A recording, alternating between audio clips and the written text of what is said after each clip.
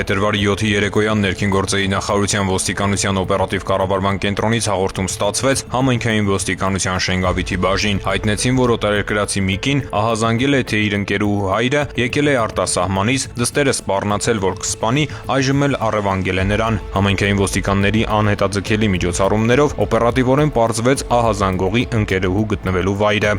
Ստացված ահազանգից անմիջապես հետո մեկնեցինք Երևան քաղաքի Արշակունյաց պողոտայում գտնվող առևտրի կենտրոն, որտեղ զրույց ունեցանք դստեր հետ, ով հայտնեց, որ հայրն իրեն սպառնացել է, որ կսպանի։ Ապա ձեռնարկեցինք օպերատիվ հետախուզական միջոցառումներ, որի արդյունքում պարզվեց, որ հայրը գտնվում է Երևան քաղաքի Արամի փողոցի սրճարաններից մեկում։ Ոստիկանների տեղեկությունը ճիշտ էր։ Արտասահմանից ժամանած 48-ամյա տղամարդը սրճարանում հայտնաբերվեց, հոգեկան ներգործության կասկածանքով ձերբակալվեց եւ տեղափոխվեց համայնքային ոստիկանության Շենգավիթի բաժին։ Հաշվի առնելով նախկինում կատարված եւ բացահայտված նմանատիպ ողբերգական դեպքը, երբ ոստիկաններին չէին տեղեկացրել հետապնդումների մասին, այս անգամ շնորհիվ արագ ահազանգման եւ օպերատիվ արձագանքման համայնքային ոստիկաններին հաջողվեց կանխել հետագա զարգացումները։ Կազմված փաստաթղթերը ներկայացվել են նախաքննական մարմին, տղամարդը տեղափոխվել է ձերբակալվածների պահման վայր։